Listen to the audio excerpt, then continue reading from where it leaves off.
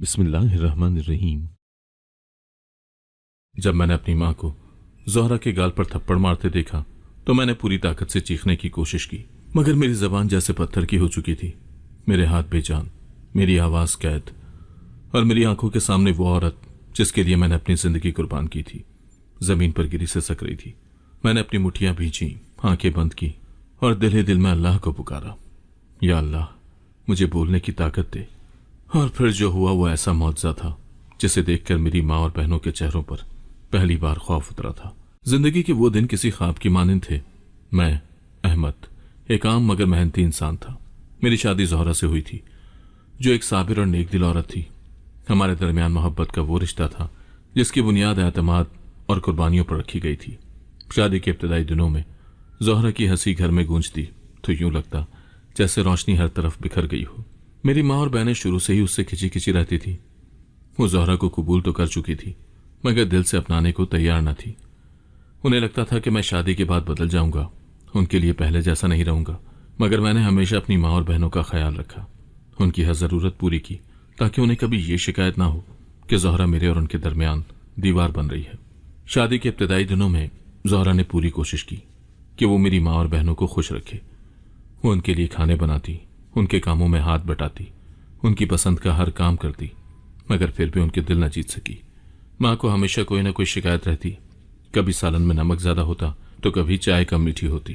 बहनें भी मौका निकालकर उसे नीचे दिखाने की कोशिश करती, मगर मैं हमेशा ज़ोहरा को समझाता कि सब्र का दामन ना छोड़े, वक्त सब कुछ बदल देगा। मेरी मोहब्बत ज़ोहरा के लिए पहले दिन की तरह थी। मैं उसकी हर छोटी बड़ी खुशी का ख्याल रखता, मगर हकीकत यह थी कि मेरा ज़्यादा वक्त माँ और बहनों की ज़रूरियात पूरी करने में ही गुजरता था कि उनकी ज़िंदगी में कोई कमी ना रहे। यही मेरी सबसे बड़ी फिक्र थी। मैं अपनी तनख्वाह का बड़ा हिस्सा घर पर खर्च कर देता। ज़ोहरा की फरमाइशें अक्सर दिल ही दिल में रह जाती। वो कभी शिकवा न करती, बस मुस्कुरा कर कहती, जब सब खुश हैं तो मैं भी खुश हूँ। मगर शायद मैंने उसके अंदर के दर्द को कभी महसूस ही नहीं किया था। वो दुख जो उसे मेरी माँ और बहनों की सर्द महरी से मिलता था, वो चुभन जो उसे नज़रअंदाज किए जाने पर होती थी, मैं उसकी आंखों में पढ़ नहीं पाया। और यही मेरी सबसे बड़ी गलती थी। मेरी जिंदगी का सबसे बड़ा मकसद अपनी माँ और बहनों की खुशी था। मैंने बाप के बाद घर की तमाम जिम्मेदारियां अपने कंधों पर उठा ली थी। बड़ी बहन की शादी के वक्त मेरे पास ज्यादा पैसे नहीं थे, मगर मैंने दिन रात मेहनत करके हर मुमकिन तरीके से उसके लिए बेहतरीन जहेज का बंदोबस्त किया। मुझे याद है जब मैंने अपनी पहली मोटरसाइकिल खरीदने का ख्वाब देखा था, मगर बहन की शादी के लिए वो रकम कुर्बान कर दी। मैं खुश था कि बहन की जिंदगी संवर गई। मेरी ख्वाहिश की कोई हैसियत नहीं थी। छोटी बहनों के लिए भी मैंने अपना सब कुछ दांव पर लगा दिया। उनकी पढ़ाई, अच्छे कपड़े, हर खुशी को पूरा करने में खुद को झोंक दिया। मैंने कभी ये नहीं सोचा कि मैं भी अपनी जिंदगी के लिए कुछ बचा कर रखूं, क्योंकि मुझे यकीन था कि मेरा घर, मेरी बहनें, मेरी माँ ही मेरी सबसे बड़ी दौलत है। मगर मैं ये समझने से कासिर रहा कि मेरे इस बेलौसपन को कुर्बानी नहीं बल्कि फर्ज समझा जाने लगेगा। जब ज़ोहरा मेरी जिंदगी में आई तो उसने मेरे अंदर के थके हुए वजूद को पहचान लिया। उसने अक्सर कहा, अहमद तुम अपनी जात के लिए भी कुछ सोचो, कभी खुद के लिए भी जियो। मगर मैं हंसकर टाल देता, जब तक माँ बहनें खुश हैं मैं भी खुश हूँ। शुरू में ज़ोहरा ने भी मेरी बहनों को अपनी बहनें समझा, माँ को अपनी माँ जाना।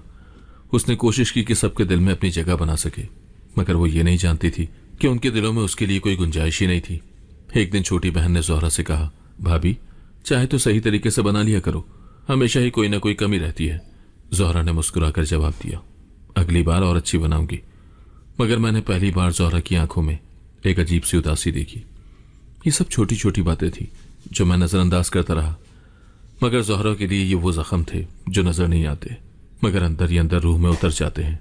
शायद मैं उस वक्त नहीं समझ सका था कि मोहब्बत सिर्फ कुर्बानियों से नहीं बल्कि किसी के जज्बात को समझने से भी परवान चढ़ती है। जिंदगी एक सीधी लकीर की तरह लगती थी, एक ऐसा रास्ता जिस पर मैं बिना रुके चलता जा रहा था, बगैर ये सोचे कि कहीं ये लकीर अचानक खत्म न हो जाए। मैं अपनी माँ और बहनों के लिए दिन रात मेहनत करता रहा। ज़ोहरा भी मेरी जिंदगी का एक हसीन हिस्सा बन चुकी थी, मगर मैंने कभी ये नहीं सोचा था कि किस्मत एक लम्हे में सब कुछ बदल सकती है। उस दिन मैं हमेशा की तरह दुकान पर गया था। दुकान मेरी रोजी रोटी का वाहिद जरिया थी, जिससे मैं अपनी माँ, बहनों और अब ज़ोहरा की तमाम ज़रूरियात पूरी करता था। काम के दौरान एक अजीब सा चक्कर आया, जैसे ज़मीन हिल रही हो। मैंने अपना सर थामा, मगर नज़र धुंधला गई। ऐसा लगा जैसे कोई मेरा जिस्म दबोच रहा हो। सांसें रुकने लगी और फिर अंधेरा छा गया। जब आंख खुली तो मैं अस्पताल में था। ज़हरा मेरे पास बैठी थी। आंखों में खौफ और चेहरे पर बेबसी की परछाइयां साफ नजर आ रही थी। माँ और बहनें भी वहीं खड़ी थी, मगर उनके चेहरे पर फिक्रमंदी कम और हैरानी ज्यादा थी, जैसे वो यकीन न कर पा रही हूं कि मैं बीमार पड़ सकता हूं। डॉक्टर ने बताया ये फालिज का हमला था और अगर एहतियात ना की गई तो हालात मजीद बिगड़ सकते हैं। अहमद को आराम और मुकम्मल देखभाल की जरूरत है। फालिज? ये लफ्ज मेरे वजूद पर बिजली बनकर गिरा। मैं जो हमेशा सबका सहारा रहा, अब खुद किसी सहारे का मोहताज हो जाऊंगा। मैंने बोलने की कोशिश की, मगर मेरी जबान लड़खड़ा गई। मैंने अपना हाथ उठाना चाहा, मगर वो जैसे मेरे हुक्म का पाबंद ही न रहा था। माँ और बहनों ने एक दूसरे की तरफ अजीब नजरों से देखा और फिर चेहरे पर जबरदस्ती की फिक्रमंदी तारी कर ली। ज़हरा ने मेरे हाथ को थामा। उसकी आंखों में आंसू थे, मगर उसके लम्स में एक मजबूती थी, जैसे वो कह रही हो कि मैं तुम्हें गिरने नहीं दूंगी। मगर मुझे नहीं मालूम था कि जो लोग मेरे सबसे करीब थे वही मेरे गिरने का इंतजार कर रहे थे। मैं अस्पताल से घर तो आ गया था, मगर पहले जैसा कुछ भी नहीं रहा था। मेरा जिस्म कमजोर हो चुका था, एक हाथ तकरीबन बेजान हो गया था और सबसे तकलीफदेह हकीकत यह थी कि मेरी जबान मेरा साथ छोड़ चुकी थी। मैं बोलना चाहता था, सब कुछ कहना चाहता था, मगर अल्फाज मेरे होंठों तक पहुंचने से पहले ही कहीं खो जाते थे। ज़हरा हर वक्त मेरा ख्याल रखती, मुझे खाने में मदद देती, मेरे कपड़े बदलने में सहारा देती, हत्ता कि रातों को भी जाग कर मेरी ज़रूरतों का ख्याल रखती। मैं उसकी आंखों में नींद की कमी और थकन को देख सकता था, मगर वो कभी कोई शिकायत न करती। लेकिन मेरी माँ और बहनों का रवैया आहिस्ता आहिस्ता बदलने लगा था। पहले पहल वो कुछ दिनों तक मुझसे हमदर्दी जताती रही, मगर जैसे जैसे वक्त गुजरता गया उनके चेहरों पर वही पुरानी सख्ती लौटने लगी। मैं खामोशी से सब कुछ देखता, मगर बोलने से कासिर था। एक दिन जब ज़हरा मुझे खाना खिला रही थी तो मेरी माँ ने तंजिया लहजे में कहा, अब ये सारी जिंदगी इसके नखरे उठाती रहेगी, हमारी बहू तो नर्स बन गई है। मेरी बहन हंसी और बोली, अम्मी अब ये हमारी खिदमत के काबिल तो रहा नहीं, तो कम से कम इसकी बीवी ही कुछ करे। मेरा दिल चाहा कि चीख कर कहूं, ये वही बीवी है जिससे मैंने हमेशा तुम सबको पहले रखा, जिसके हक में तुम लोगों के लिए कमी की, और आज जब मैं कमजोर हूं तो तुम इसी पर तंज कर रही हो। मगर मैं कुछ न कह सका। ज़हरा ने खामोशी से मेरी प्लेट आगे की और कहा, अगर आप लोगों को ये सब अच्छा नहीं लगता तो मैं अहमद की खिदमत के लिए इस घर में रह भी नहीं सकती। मेरी माँ की आंखों में रोशनी आ गई, जैसे वो इसी लम्हे का इंतजार कर रही थी।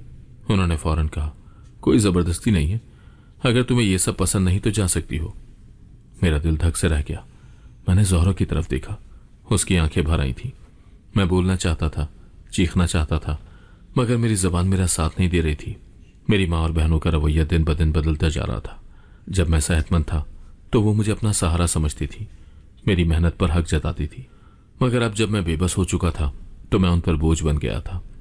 ज़हरा दिन रात मेरा ख्याल रखती, वो मुझे नहलाती, खिलाती, मेरे कमजोर हाथों को सहारा देकर चलने की कोशिश कराती, मगर उसके बदले में उसे सिर्फ तंज मिलता। मेरी माँ कहती, क्यों इतना कर रही हो, ये अब पहले जैसा नहीं रहा, जितना भी कर लो फायदा कुछ नहीं। बहनें भी मौका देखकर ज़हरा पर तनकीद करती, तुमने तो अहमद को पूरी तरह काबू में कर लिया है, वो तो वैसे भी बोल नहीं सकता, अब तुम्हारी मर्जी चलेगी। मैं अंदर ही अंदर तड़पता।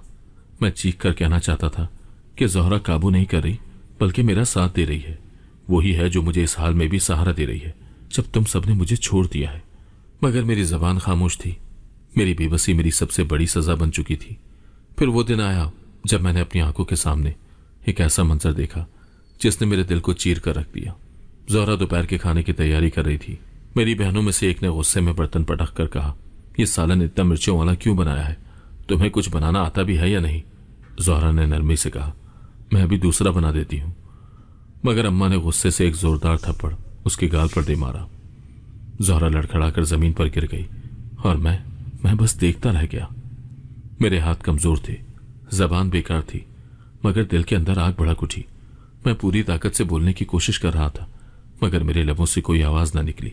ज़हरा ने कांपते हाथों से अपना गाल थामा, आंखों में आंसू तैरने लगे। वो खामोशी से उठी और मेरी तरफ देखा। उसकी नजरें कह रही थी, क्या तुम कुछ नहीं कहोगे?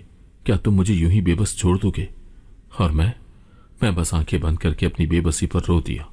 ज़हरा जमीन पर गिरी हुई थी, उसका हाथ गाल पर था जहां मां का थप्पड़ अपना निशान छोड़ चुका था। उसके आंसू खामोशी से बह रहे थे, मगर वो कुछ नहीं बोली। शायद उसे मेरी खामोशी का अंदाजा हो चुका था। मेरी माँ और बहनें ऐसे खड़ी थी जैसे कुछ हुआ ही ना हो। माँ ने रूखे लहजे में कहा, चलो उठो और जाकर खाना दोबारा बनाओ। ज़हरा ने एक नजर मेरी तरफ देखा और मेरी रूह जैसे अंदर से टूट गई। मैं चीखना चाहता था, सबको झिंझोड़ना चाहता था, मगर सिर्फ अपनी आंखों से आंसू बहा सकता था। मैं कुछ नहीं कर सकता था। मेरा हाथ बेजान था, मेरी जबान कैद थी। मैं अपनी बीवी को जालिमों के रहमो करम पर छोड़ चुका था। ज़ोहरा ने अपने आंसू पोंछे और चुपचाप बावर्ची खाने की तरफ चल दी। वह हर लम्हा मुझसे दूर होती जा रही थी, जिस्म से नहीं मगर दिल से। मैं जानता था कि हर गुजरता दिन उसके सब्र को आजमा रहा था और मैं उसे रोकने के लिए कुछ भी नहीं कर सकता था। जब ज़ोहरा चली गई तो माँ ने मेरी तरफ देखा और सर झटक कर कहा, अहमद, औरतों को अगर सर पर चढ़ा दिया जाए तो वो मर्द की गर्दन पर सवार हो जाती हैं। हमने ज़ोहरा को जगह दी, मगर अब वो हम पर हुक्म चलाने लगी है। मेरी बहन ने कह कहा लगाया, अब भाई तो कुछ कह भी नहीं सकते, ज़ोहरा तो मज़े में है। मेरी मुट्ठियां सख्ती से बंद हो गई, मगर वो मुट्ठी जो किसी ज़माने में उनकी खुशियों के लिए खुली रहती थी आज बेजान हो चुकी थी। काश मैं बोल सकता, काश मैं अपने उन अपनों को बता सकता कि वो कितने बदल चुके हैं। रात को ज़ोहरा मेरे पास बैठी रही, मगर उसने एक लफ्ज़ भी नहीं कहा। पहले वो अक्सर मेरे हाथों को पकड़कर तसल्ली देती थी, मगर आज वो भी मुझसे दूर हो चुकी थी। मैंने बेबसी से आंखें बंद कर ली, मगर दिल में एक सवाल गूंज रहा था, अगर मैं हमेशा के लिए ऐसा ही रहा तो क्या ज़ोहरा भी मुझे छोड़ देगी? अगले चंद दिन खामोशी में गुजरे। ज़ोहरा ने माँ और बहनों के रवैये के खिलाफ कुछ नहीं कहा, न ही मैं कह सकता था। वो अब मुझसे कम बात करती थी। शायद उसे मेरा खामोशी से सब सहना खलने लगा था। मोहल्ले की औरतें आती, मेरी माँ से हमदर्दी करती, बेटा बीमार हो गया, सारा बोझ आप पर आ गया, और माँ अफसोस भरे लहजे में कहती, हाँ बहन, बेटा कमाने के काबिल नहीं रहा। बहू ने भी जिद पकड़ ली है, कहती है कि मैं सब नहीं संभाल सकती। ज़ोहरा जो दिन रात मेरी देखभाल में लगी रहती थी, उस पर इल्जाम लगाया जा रहा था वो घर का बोझ नहीं संभालना चाहती। एक दिन माँ की एक सहेली आई, उसने सरगोशी में कहा, बहन, अहमद का क्या हो गया? अब ये बेचारा ऐसा ही रहेगा क्या? तुम्हें कोई दूसरा हल सोचना चाहिए। माँ ने आह भरी और धीरे से बोली, बस दुआ है अल्लाह अहमद की जिंदगी आसान कर दे, कोई ऐसी राह निकाल दे जो सबके लिए बेहतर हो। रात को ज़ोहरा मेरे पास बैठी थी, उसकी आंखों में थकन थी और मैं जानता था कि ये सिर्फ जिस्मानी थकन नहीं बल्कि दिल की थकन थी। अहमद, उसने मेरे चेहरे की तरफ देखे बगैर कहा, यहाँ मेरा दम घुटने लगा है। मेरे दिल में धड़का सा हुआ। मैंने उसे रोकने के लिए हाथ उठाने की कोशिश की, मगर बेजान हाथ ने कोई हरकत न की। मैं जानती हूँ तुम कुछ नहीं कर सकते। ज़ोहरा की आवाज़ भारी हो गई, मगर तुम कुछ कहना भी नहीं चाहते। तुम्हें लगता है कि जो कुछ हो रहा है वो ठीक है। मैं क्या कहता, मैं क्या बताता कि मैं अंदर से टूट चुका हूँ, मगर मेरा जिस्म और जबान मेरी कैद में नहीं है। ज़ोहरा ने मेरी आंखों में झांका, जैसे आखिरी उम्मीद तलाश कर रही हो, मगर जब मैंने कुछ न कहा तो वो धीरे से उठी और खामोशी से कमरे से बाहर चली गई। दरवाजे के पीछे माँ और बहनों की सरगोशियां सुनाई दे रही थी। ये ज्यादा दिन नहीं रहेगी, बस अब वक्त करीब है। मेरा दिल डूबने लगा। वो क्या सोच रही थी? वो ज़ोहरा के साथ क्या करने वाली थी? अगले चंद दिनों में ज़ोहरा के साथ होने वाला जुल्म खुलकर सामने आ गया। पहले वो ताने सहती थी, मगर अब माँ और बहनें खुल्लम खुल्ला उसके साथ बदसलूकी करने लगी। सुबह ज़ोहरा ने नाश्ता बनाया, मगर जैसे ही उसने चाय का कप माँ के सामने रखा, माँ ने एक घूंट पीते ही गुस्से से कप मेज पर पटक दिया। ये चाय है या पानी? हर काम में लापरवाही, माँ गुर्राई। मेरी बहन ने चिढ़कर कहा, अम्मी, जब दिल ही नहीं लगेगा तो हाथों से बरकत भी चली जाती है। ज़ोहरा ने नरमी से कहा, अम्मी, अगर चाय अच्छी नहीं बनी तो मैं दूसरी बना देती हूँ। अब जबान भी चलाने लगी हो? माँ ने गुस्से में उसे झड़क दिया। मैं सब कुछ देख रहा था, मगर मेरी जबान बंद थी, मेरा जिस्म बेजान था। उस दिन दोपहर को मेरी बहन ने ज़ोहरा को कमरे में बुलाया। मैं बाहर बैठा था, मगर कमरे से आने वाली आवाज़ें साफ सुनाई दे रही थीं। हमें पता है कि तुम यहाँ ज़्यादा दिन नहीं रहोगी, तो बेहतर है कि अभी खुद ही चली जाओ। ज़ोहरा की कांपती हुई आवाज़ आई। मैं अहमद को इस हाल में छोड़कर कहीं नहीं जाऊंगी। वो अब रहा ही क्या है, एक बेजान वजूद, न कमा सकता है न बोल सकता है। तुम्हें क्या लगता है तुम उसके साथ जिंदगी गुजार सकोगी? ज़ोहरा की सांस तेज हो गई। अहमद मेरा शौहर है और जब तक वो जिंदा है मैं उसके साथ रहूंगी। मुझे लगा जैसे मेरी बहनों के सब्र का पैमाना लबरेज हो गया था। अचानक एक जोरदार थप्पड़ की आवाज़ आई। ज़ोहरा ने चीख भी नहीं मारी, बस खामोशी छा गई। मेरा दिल जोर से धड़कने लगा, मगर मैं भी बस था। रात को जब सब सो चुके थे, मैंने माँ और बहनों की सरगोशियां सुनी। ये खुद से नहीं जाएगी, इसे जाने पर मजबूर करना पड़ेगा। बस चंद दिन और फिर ये भी यहाँ नहीं रहेगी और न ही अहमद हमारे रास्ते में आएगा। मेरे अंदर खौफ की एक लहर दौड़ गई। वो क्या करने वाली थी? क्या वो ज़ोहरा के साथ कुछ ऐसा करने वाली थी जिससे वो हमेशा के लिए चली जाए? ज़ोहरा पर होने वाले जुल्म अब बर्दाश्त से बाहर थे। मैं भी बस था, मगर मैं सब देख रहा था। मेरी माँ और बहनें, जिन्हें मैंने अपनी ज़िंदगी के हर लम्हे में फौकियत दी थी, वही अब मेरे सामने मेरी बीवी पर जुल्म कर रही थी और मैं कुछ नहीं कर पा रहा था। ज़ोहरा की आंखों की रोशनी मध्यम पड़ने लगी थी। वो जो कभी घर में हंसती मुस्कुराती फिरती थी, अब अक्सर चुप रहती, खामोशी से मेरे पास बैठकर मेरे हाथ दबाती, जैसे कुछ कहना चाहती हो, मगर उसके लफ्ज़ भी शायद मेरी तरह कमज़ोर हो गए थे। रात को जब सब सो गए, ज़ोहरा मेरे पास आई। उसकी आंखें सुर्ख हो चुकी थी, मगर वो रोती नहीं थी। अहमद, मैं अब थक चुकी हूं। मैंने उसकी तरफ देखा। उसके चेहरे पर एक अजीब सा सुकून था, मगर उस सुकून के पीछे एक खौफनाक हकीकत छुपी थी। वो अब हारने लगी थी। मैंने तुम्हारी माँ और बहनों को कभी कुछ नहीं कहा, हमेशा सब्र किया, मगर अब मैं बर्दाश्त नहीं कर सकती। वो मुझे तुमसे दूर करना चाहती हैं और शायद वो ये कर भी गुजरेंगी। ज़ोहरा की आवाज़ कांप रही थी, मगर उसके अल्फाज किसी वार से कम न थे। मैं तुम्हें छोड़कर नहीं जाऊंगी अहमद, मगर अगर मेरे साथ कुछ हो जाए तो जान लो कि मैंने तुम्हें कभी कसूरवार नहीं ठहराया। ये सुनते ही मेरे दिल की धड़कन जैसे रुक गई। मेरे साथ कुछ हो जाए? ज़ोहरा ये क्या कह रही थी? क्या वो इशारा दे रही थी कि माँ और बहनें उसके खिलाफ कोई बड़ी साजिश कर रही थी? उस रात मैंने सोने की कोशिश नहीं की। मैं अपनी माँ और बहनों की बातें याद करता रहा। ज़ोहरा के आंसू मेरे जहन में गूंजते रहे और आखिर में मैंने अपने बेजान हाथों को देखा और आसमान की तरफ मुंह उठा लिया। या अल्लाह, मैं बेबस हूं, मैं बोल नहीं सकता, चल नहीं सकता, मगर तू सब देख रहा है। तू जानता है कि मैं जालिम नहीं हूं, मगर मैं जालिमों को रोक भी नहीं पा रहा। या अल्लाह, मुझे कोई रास्ता दिखा दे, मुझे ताकत दे दे। मेरी आंखें बंद हो गईं और आंसू मेरे गालों पर बहते रहे। मैं नहीं जानता था कि मेरी ये फरियाद कुदरत के दर पर पहुंच चुकी थी और वो फैसला होने वाला था जो सब कुछ बदल कर रख देगा। अगले दिन सुबह मेरी माँ और बहनों के रवैये में एक अजीब सी तब्दीली आई। वो जो कल तक ज़ोहरा को ताने देती थी, आज अचानक खुश इखलाक हो गई थी। माँ ने ज़ोहरा को बुलाया और कहा, बेटी, मुझे तुमसे कुछ ज़रूरी बात करनी है। ये पहला मौका था जब माँ ने उसे बेटी कहकर पुकारा था। ज़ोहरा ने हैरानी से मेरी तरफ देखा, जैसे वो ये यकीन न कर पा रही हो कि ये वही औरत है जो कल तक उसे घर से निकालने के लिए बेचैन थी। माँ ने ज़ोहरा का हाथ थामा। देखो, मैं मानती हूं कि हमने तुम पर सख्ती की, मगर तुम्हें भी समझना चाहिए कि हम तुम्हें अपनी बहू के तौर पर कबूल कर चुके हैं। अब जब अहमद बीमार है तो हमें तुम्हारी ज़रूरत है। मेरी बहनों ने भी हाँ में हाँ मिलाई। हाँ भाभी, हमने गलत किया, मगर अब हम चाहते हैं कि सब कुछ ठीक हो जाए। ये सुनकर ज़ोहरा का चेहरा एक लम्हे के लिए नरम पड़ा, मगर मैं जानता था कि ये सब झूठ था। ये वही औरतें थीं जो कल तक उसके वजूद से तंग थीं, और आज अचानक नरम क्यों? शाम को माँ ने ज़ोहरा को बावर्ची खाने में बुलाया। मैं बाहर बैठा था, मगर मेरी समात तेज हो गई थी, जैसे मेरा दिल पहले ही खतरे की आहट महसूस कर चुका था। माँ की आवाज़ आई, बेटा, आज मैंने तुम्हारा पसंदीदा खाना बनाया है। ज़ोहरा हैरान थी। अम्मी, आपने? हाँ, इतने दिन से काम कर रही हो तो मैंने सोचा तुम्हारे लिए कुछ अच्छा बनाऊं। मुझे अपनी माँ की नरमी पर यकीन नहीं आ रहा था। ज़ोहरा ने जैसे ही खाने की प्लेट उठाई, मेरी छोटी बहन ने जल्दी से कहा, भाभी, ये खाकर देखो, अम्मी ने तुम्हारे लिए ख़ास तौर पर बनाया है। मेरा दिल जोर से धड़का। कुछ गलत था, बहुत गलत। मैं कहना चाहता था, चीखना चाहता था, मगर मेरी ज़बान जैसे तालू से चिपक गई थी। ज़ोहरा ने चम्मच भरकर खाने की कोशिश की, मगर ऐन उसी लम्हे मेरे जिस्म में जैसे एक बिजली दौड़ गई। मेरा हाथ हिलने लगा। मैंने पूरी ताकत जमा की और कांपते हाथ से प्लेट को ठोकर मार दी। माँ और बहनें चौंक गईं। ज़ोहरा ने हैरत से मेरी तरफ देखा। चंद लम्हों के लिए कमरे में एक सन्नाटा छा गया। सब हैरत से मुझे देख रहे थे, जैसे यकीन न कर पा रहे हों कि मैंने हरकत की थी। माँ की आंखों में एक पल के लिए खौफ उभरा, बहनों के चेहरों पर हैरानी थी, और ज़ोहरा जैसे सांस लेना भूल चुकी थी। उसने कांपते हाथों से मेरा बाजू थामा और हल्की आवाज में बोली, अहमद, तुमने हाथ हिलाया? मैंने पूरी कोशिश की कि कुछ बोल सकूं, मगर जबान अभी तक काबू में नहीं आई थी। मगर हाँ, मेरा हाथ, मैंने भी अभी खुद अपनी आंखों से देखा था, मेरा हाथ हिला था। माँ ने जल्दी से अपनी घबराहट छुपाई और गुस्से से कहा, ये तुमने क्या किया अहमद? हम ज़ोहरा के लिए खाने का इंतजाम कर रहे थे और तुमने सब गिरा दिया। मगर इस बार उनके अल्फाज में पहले जैसा एतमाद नहीं था।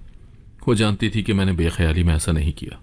छोटी बहन ने चिढ़कर कहा, अम्मी, ये तो वैसे भी माजूर है, ऐसे हाथ पैर मारता रहेगा तो हमें ही संभालना पड़ेगा। ज़ोहरा ने चौंक कर उसकी तरफ देखा।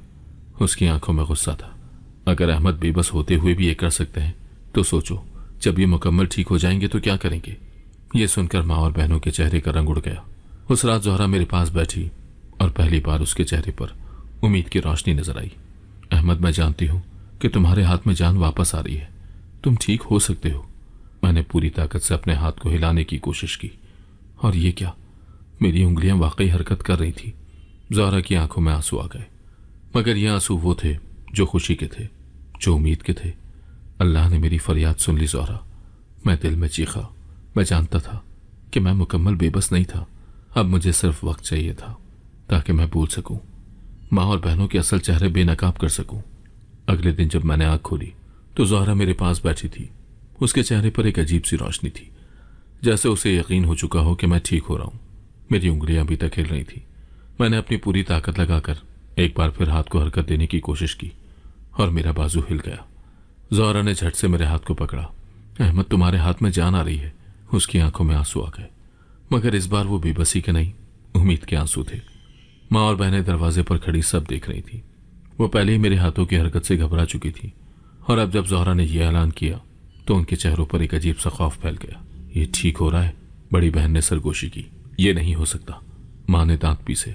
दोपहर को माँ मेरे पास आई और नरमी से बोली, बेटा, हमें तुम्हारी सेहत की फिक्र है। हम चाहते हैं कि तुम जल्दी ठीक हो जाओ, इसीलिए सोचा है कि तुम्हें किसी अच्छे हकीम के पास ले जाएं। मैं सब समझ चुका था। ये वही औरत थी जो कल तक मुझे बोझ समझ रही थी और आज अचानक मेरे लिए फिक्रमंद हो गई। ये सब क्यों? ज़ोहरा ने फौरन कहा, अम्मी, हमें किसी हकीम की ज़रूरत नहीं। डॉक्टर कह चुके हैं कि अहमद आहिस्ता आहिस्ता ठीक हो रहे हैं। माँ के चेहरे पर नागवारी फैल गई, मगर वो खामोश रही। मुझे मालूम था कि अब वो कोई नया खेल खेलने वाली थी। रात को मैंने ज़ोहरा का हाथ पकड़ा। वो हैरान होकर मेरी तरफ देखने लगी। मैंने अपनी पूरी कुव्वत जमा की और लबों को जंबिश दी। ज़ोहरा की आंखें हैरत से फैल गईं। अहमद, तुम बोलने की कोशिश कर रहे हो? मैंने फिर से होंठ हिलाए और एक कांपती हुई आवाज निकली, ज़ोहरा। ज़ोहरा की आंखों में आंसू आ गए। वो खुशी और हैरत से कांप रही थी, मगर इससे पहले कि वो कुछ कहती, मैंने पूरी ताकत लगाकर एक और लफ्ज अदा किया, बस। मेरे से एक लफ्ज ने पूरे घर को हिलाकर रख दिया था। मेरा एक लफ्ज, बस। सादा तो था, मगर उसकी गूंज जैसे पूरे घर में फैल गई थी। ज़ोहरा ने मेरे चेहरे को देखा। उसकी आंखों में यकीन और खुशी का इम्तिजाज था, मगर दरवाजे पर खड़ी मेरी माँ और बहनों के चेहरों का रंग यकदम फक हो गया। वो जो समझ रही थी कि मैं हमेशा के लिए बेबस हो चुका हूं, उनके कदमों तले से जमीन खिसक चुकी थी। माँ ने हैरानी और खौफ के मिले जुले तासुरात के साथ कहा, ये कैसे मुमकिन है? ज़ोहरा ने मजबूत आवाज में कहा, अल्लाह की कुदरत से। अहमद ठीक हो रहे हैं, और जब ये मुकम्मल ठीक हो जाएंगे तब क्या होगा, ये आप सब अच्छी तरह जानती हैं। माँ और बहनों की आंखों में पहली बार एक हकीकी डर उभरा। पहली बार मैंने उनकी आंखों में खौफ देखा। अगले दिन मैंने पूरी ताकत लगाकर मजीद अल्फाज अदा करने की कोशिश की। ज़ोहरा ने मेरा साथ दिया, और जब मैंने लब हिलाए तो मेरी कमजोर आवाज में एक और जुमला निकला, ज़ोहरा, मैं सब जानता हूं। माँ के हाथ से पानी का गिलास गिर गया। ये झूठ बोल रहा है, बड़ी बहन ने घबरा कर कहा। नहीं, ज़ोहरा ने मुस्कुराते हुए कहा, ये सच बोल रहे हैं और अब सबको सच सुनना पड़ेगा। बहनों की जबानें लड़खड़ाने लगी। मेरी छोटी बहन ने जल्दी से कहा, अम्मी, हमें जल्दी कुछ करना होगा, वरना क्या?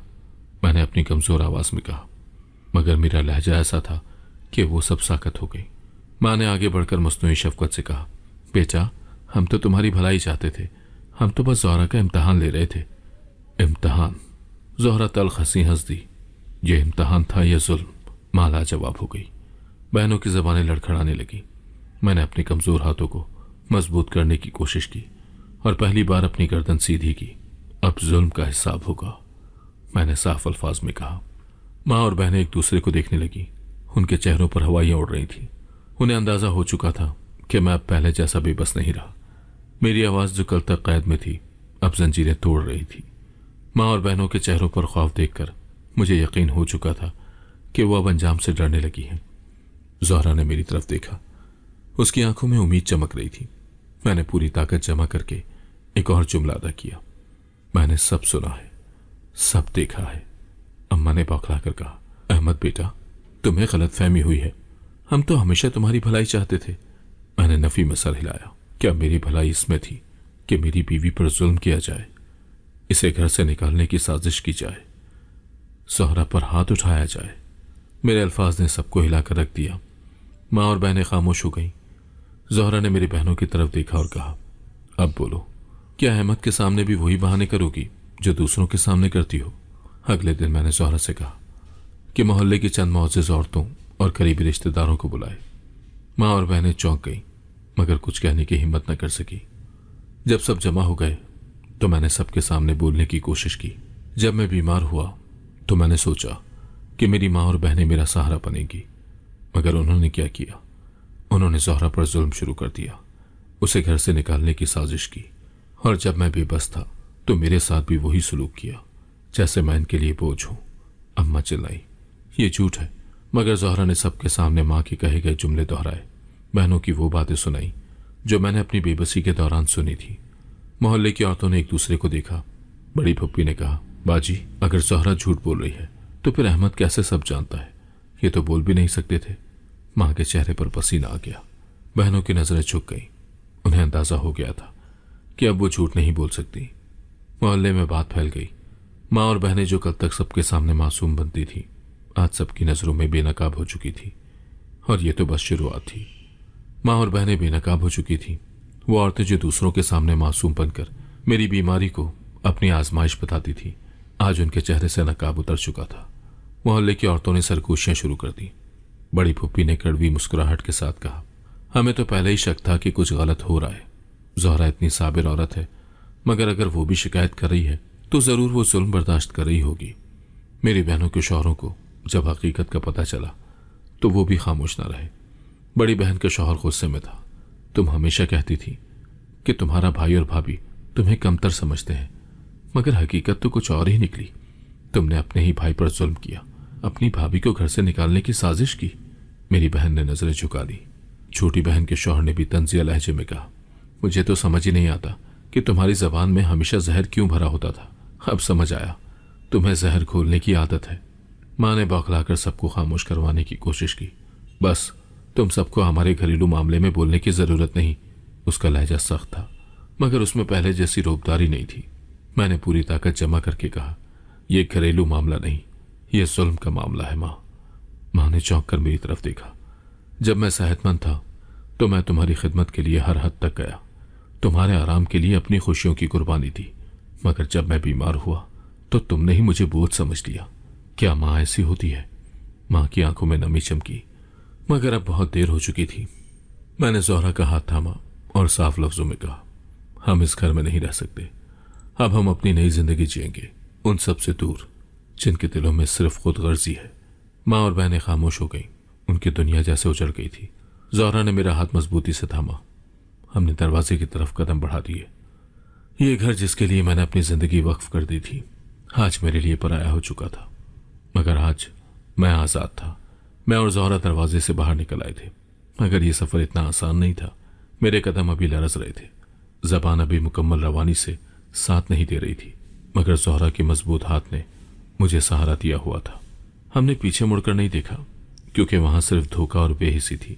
मैंने अपनी जिंदगी की सारी कमाई, अपना खून पसीना अपने घर वालों के लिए बहाया था, मगर जब मैं बेबस हुआ तो वही लोग मेरे लिए दरवाजे बंद करने पर तैयार थे। ज़ोहरा ने धीरे से कहा, हम कहाँ जाएंगे? मैंने कमजोर आवाज में कहा, जहां इज्जत हो, जहां सुकून हो, जहां हम दोनों एक दूसरे का साथ दे सकें। ज़ोहरा ने आंखें बंद करके सर हिलाया। वो जानती थी कि हमने एक बड़ी जंग जीत ली थी, मगर आगे भी कई आजमाइशें हमारा इंतजार कर रही थी। हमें गए हुए सिर्फ 2 ही दिन हुए थे, मगर मोहल्ले में हलचल मच चुकी थी। माँ और बहनें जो कल तक सबके सामने मजलूम बनती थी, आज लोगों ने हिकारत भरी नजरों से देख रहे थे। फूफी ने मोहल्ले की औरतों के सामने साफ कह दिया कि ऐसी माँ और बहनें पहली बार देखी हैं जो अपने ही बेटे और भाई के दुश्मन बन गए। कुछ औरतों ने हाँ में हाँ मिलाई, और वो ज़ोहरा, वो तो सब्र की मूरत निकली। कोई और उसकी जगह होती तो कब की सब कुछ छोड़कर चली जाती। मेरी माँ के चेहरे पर स्याही छा गई थी। वो उन औरतों से नजरें चुरा रही थी जिनके सामने वो हमेशा अपनी झूठी मजलूमियत का ड्रामा रचाती थी। बहनों को अपने शौहर के ताने सुनने पड़ रहे थे। बड़ी बहन का शौहर सख्त नाराज था। अगर तुम्हें अपने भाई की इज्जत करनी नहीं आती तो तुम मेरे घर की इज्जत कैसे कर सकती हो? छोटी बहन के शौहर ने तंजिया कहा, अब तुम्हारे पास ना भाई का सहारा रहा, ना उसके पैसों का। यही वो लम्हा था जब माँ और बहनों का एहसास होने लगा कि उन्होंने जो बोया था अब वही काट रही थी। उधर मैं और ज़ोहरा एक छोटे से किराए के घर में आ चुके थे। ये घर ज्यादा बड़ा नहीं था, ना ही ज्यादा सहूलतों वाला, मगर ये हमारा अपना था। ज़ोहरा ने मेरे हाथ को दबाया और पहली बार हम दोनों ने सुकून से सांस लिया। हमने वो जहरीला माहौल पीछे छोड़ दिया था। मगर जिंदगी अभी भी आसान नहीं थी। मैं मुकम्मल सेहतयाब नहीं हुआ था और ज़ोहरा के कंधों पर अब मुझ समेत घर की सारी जिम्मेदारी आन पड़ी थी। किराए के इस छोटे से घर में सिर्फ एक बल्ब की रोशनी थी, एक पुराना पंखा चल रहा था और कमरे के कोने में चटाई पर ज़ोहरा ने खाने के बर्तन रखे थे। ये किसी शाही जिंदगी का नक्शा नहीं था, मगर यह मोहब्बत और सुकून था। ज़ोहरा ने मुझसे कहा, अहमद, हमें कोई काम ढूंढना होगा, ज्यादा नहीं, बस इतना कि घर का खर्चा चल सके। मैंने कमजोर आवाज में कहा, मैं भी कुछ करने की कोशिश करूंगा ज़ोहरा। ज़ोहरा मुस्कुराकर बोली, तुम्हारा सही होना ही मेरे लिए सबसे बड़ी उम्मीद है, बस तुम हार मत मानना। मैंने उसका हाथ थामा, मैं हार नहीं मानूंगा। अगले दिन अचानक दरवाजे पर दस्तक हुई। ज़ोहरा ने चौंक कर मेरी तरफ देखा, फिर आहिस्ता से दरवाजा खोला। सामने मेरी माँ खड़ी थी। वो पहले जैसी मगरूर नहीं लग रही थी, बल्कि उसके चेहरे पर नदामत और शर्मिंदगी थी। बेटा, तुमने हमें छोड़ दिया। क्या माँ को यूं अकेला छोड़कर जाते हैं? उसकी आवाज में वही पुरानी चालाकी थी, मगर अब ज़ोहरा भी खामोश तमाशाई नहीं थी।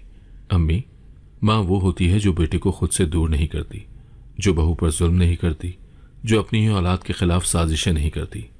ज़ोहरा के अल्फाज तीर की तरह थे। अम्मा ने एक अदाकारी भरी आह भरी, बेटा, मुझसे गलती हो गई, मैं अपनी बहू को दिल से अपनाना चाहती हूँ। मैंने कमजोर मगर मजबूत आवाज में कहा, अम्मी, मोहब्बत कोई चीज नहीं जो मौका देखकर खरीदी या बेची जा सके। आपने जब हमें तोड़ने की कोशिश की तब आपको हमारा ख्याल नहीं आया। मां लाजवाब हो गई। अब आप वापस जाएं और वही जिंदगी जिए जिसे आपने हम पर तरजीह दी थी। ज़ोहरा ने दरवाजा बंद कर दिया। मैंने ज़ोहरा की तरफ देखा, उसकी आंखों में सुकून था। हमने पीछे देखना छोड़ दिया था, अब आगे बढ़ने का वक्त था। जिंदगी नए रास्ते पर चलने लगी थी, मगर यह रास्ता इतना आसान नहीं था। मैं अभी मुकम्मल सेहतयाब नहीं हुआ था। बोलने में दिक्कत होती, चलने में लड़खड़ाहट महसूस होती, मगर मैंने फैसला कर लिया था कि अब मैं बेबसी की जिंदगी नहीं गुजारूंगा। ज़ोहरा ने दिन रात मेरा हौसला बढ़ाया। मेरे इलाज के साथ साथ वो मुझे लिखने की मशक करवाती। अहमद, जब जबान कमजोर हो तो कलम को ताकत दो। उसके कहने पर मैंने एक पुरानी डायरी निकाली और रोज थोड़ा थोड़ा लिखने लगा। मेरा हाथ कांपता था, अल्फाज टूटे फूटे निकलते, मगर आहिस्ता आहिस्ता मैं बेहतर होने लगा। एक दिन ज़ोहरा मेरे पास बैठी और बोली, तुम्हें याद है, तुम हमेशा कहते थे कि तुम्हें कहानियां लिखने का शौक है। मैंने सर हिलाया।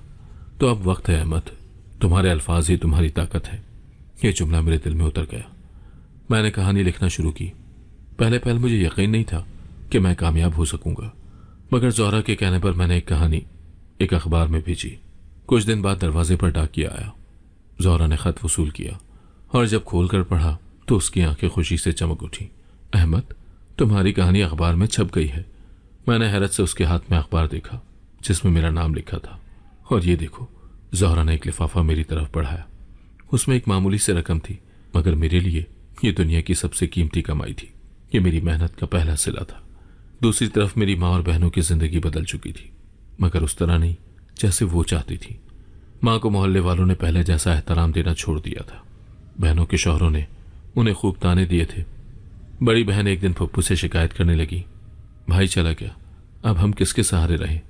पप्पी ने तंजिया हंसी के साथ कहा, जिसका सहारा तुमने छीना वही तुम्हारा सहारा था। यह जुमला मेरी बहनों के दिल पर एक जख्म की तरह लगा।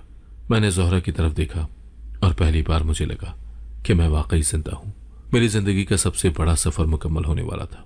मैं आहिस्ता आहिस्ता मुकम्मल सेहतयाब हो रहा था। जहां पहले मैं अपने कदमों पर खड़ा होने से कासिर था, अब मैं बगैर किसी सहारे के चल सकता था।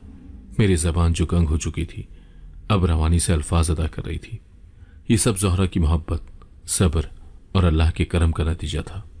एक दिन मैं और ज़ोहरा चाय पी रहे थे कि अचानक दरवाजे पर दस्तक हुई। ज़ोहरा ने दरवाज़ा खोला और सामने मेरी माँ खड़ी थी। माँ की आंखों में वही पुरानी चमक नहीं थी, बल्कि एक अजीब सा खालीपन था। वो कुछ देर ज़ोहरा को देखती रही, फिर आहिस्ता से बोली, अहमद कहाँ है? ज़ोहरा ने मेरी तरफ देखा और मैं उठकर दरवाजे तक गया। माँ ने जब मुझे बगैर किसी सहारे के चलते देखा तो उसकी आंखें हैरत से फैल गई। तुम ठीक हो गए? मैंने मजबूत लहजे में कहा।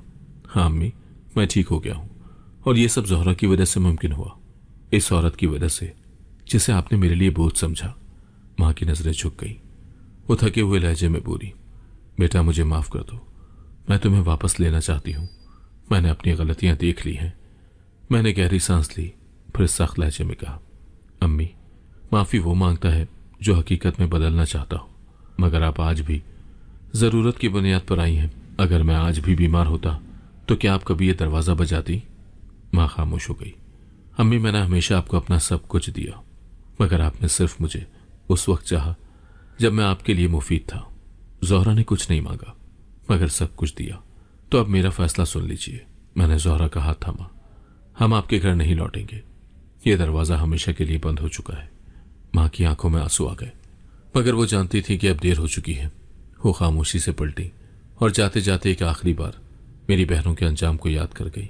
जिस घर को हमने अहमद के बगैर चाहा था, वो घर अब हमें भी नहीं चाहता। जिंदगी ने हमें मौका दिया था कि हम दोबारा जीना सीखें, और हमने इस मौके को थाम लिया था।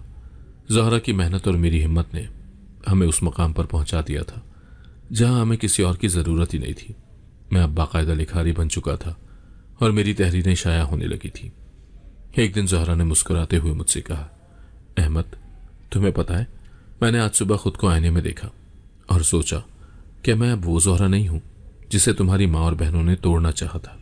मैंने उसकी आंखों में झांका और कहा, और मैं भी अब वो अहमद नहीं हूं जो उनकी कैद में था। अब हम आज़ाद हैं ज़ोहरा। वो हंस दी और मैंने आसमान की तरफ देखा, जैसे अल्लाह का शुक्र अदा कर रहा हूं। जुल्म का बदला हमेशा इंतकाम नहीं होता। बाज़ औक़ात बेहतरीन बदला अपनी जिंदगी को कामयाब बनाना होता है।